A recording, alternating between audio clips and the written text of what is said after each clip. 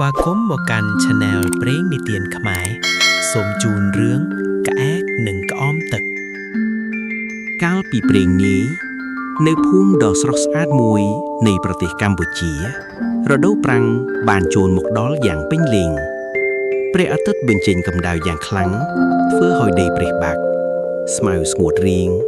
ទឹកបឹងនិងត្រពាំងនានាចាប់ផ្ដើមរៀងស្ងួតស្ទើរតែមិនសល់ទឹកឡើយនៅក្រោមផ្ទះឈើមួយមានលោកតាចាស់ម្នាក់ឈ្មោះលោកតាសុកអង្គុយបក់ផ្លិតយ៉ាងយឺតញញឹមស្រាលទោះបីជាក្ដៅខ្លាំងក៏ដោយចៅរបស់គាត់គឺនារីនិងបុរិតអង្គុយលេងនៅក្បែរនោះពួកគេមើលទៅមេឃហើយសួរគ្នាថាហេតុអ្វីបានជារដូវនេះក្ដៅខ្លាំងដល់ថ្នាក់នេះនៅលើមេឃខ្ពស់មានសត្វក្អែកមួយក្បាលឈ្មោះក្អែកកំពុងហោះហើរយ៉ាងអស់កម្លាំងស្លាបរបស់វាដេញកម្ដៅចិត្តរបស់វាពោរពេញដោយការស្រេកទឹកវាបានហោះរកទឹកគ្រប់ទីកន្លែងតែគ្មានប្រភពទឹកណាមួយនៅសល់ឡើយក្រោយពេលហោះយូរពេកក្អែកចាប់ផ្ដើមអស់កម្លាំងភ្នែករបស់វាមើលមិនច្បាស់ហើយបេះដូងរបស់វាដាល់លឿនភ្លាមនោះវាបានឃើញផ្ទះរបស់លោកតាសុកក្អែកក៏ហោះចុះមកសម្រាកលើរបងឈើក្បែរផ្ទះវាសម្លឹងមើលទៅជុំវិញហើយដោយសេចក្តីសង្ឃឹមវាបានឃើញក្អមទឹកមួយដាក់នៅក្បែរដើមត្នោតក្អែកក៏ហោះចុះទៅទុំលើមាត់ក្អមនោះភ្លាមវាព្យាយាមលូកកចូលប៉ុន្តែទឹកនៅជ្រៅពេកមាត់របស់វាមិនអាចទៅដល់បានឡើយលោកតាសុកភ្ញាក់ពីសម្រានហើយសង្កេតមើលឃើញសកម្មភាពរបស់ក្អែក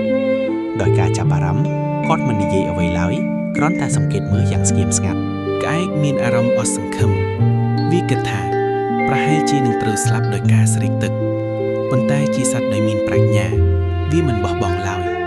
វាសម្លឹងមើលជុំវិញក្អមហើយស្រាប់តែឃើញគ្រួតូចៗជាច្រើនវាប៉ាយនៅលើដីភ្លាមនោះក្អែកមានគំនិតមួយកើតឡើងវាហោះចុះទៅយកគ្រូមួយគ្រាប់ពាំនៅចំពោះរបស់វា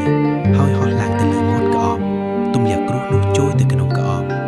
ទឹកមិនទាន់ឡើងនៅឡើយទេប៉ុន្តែក្អែកមិនបោះបង់វាបន្តយកគ្រូមួយគ្រាប់ពីរគ្រាប់បីគ្រាប់រាល់ពេលដែលគ្រូធ្លាក់ចុះទឹកក៏ឡើងបន្តិចម្ដងនារីនិងបុរិតមើលឃើញហើយពួកគេអង្គុយមើលដោយការចាប់អារម្មណ៍លោកតាសុកញញឹមហើយពោលថាមើលទៅក្អែកនេះពិតជាមិនចេះបោះបង់ឡើយក្រោយពេលធ្វើការយ៉ាងសស្រាក់សស្រាំទម្លាក់គ្រូគ្រាប់ចុងក្រោយទីបំផុតទឹកបានឡើងមកដល់មាត់ក្អមហើយក្អែកដ៏ឆ្លាតវៃបានផឹកទឹកយ៉ាងឆ្ងាញ់ពិសាបំបត្តិការស្រេកឃ្លាននិងយកកម្លាំងវិញបន្ទាប់ពីឆ្អែតទឹកក្អែកហោះហើរឡើងមេឃដោយក្តីរីករាយស្រាប់តែសំឡេងស្លាប់របស់វាដូចជាសូមអរគុណដល់ជីវិតលោកតាសុកបានងាកមកនិយាយនឹងចៅថាកូនអើយ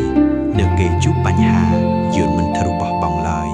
ប្រាជ្ញានិងការអត់ធ្មត់អាចជួយយឺនឆ្លងកាត់ឧបសគ្គគ្រប់យ៉ាងហេតុនេះហើយរឿងក្អែកនិងក្អមទឹកបានក្លាយជាមេរៀនដ៏មានតម្លៃសម្រាប់កុមារនិងមនុស្សគ្រប់រូប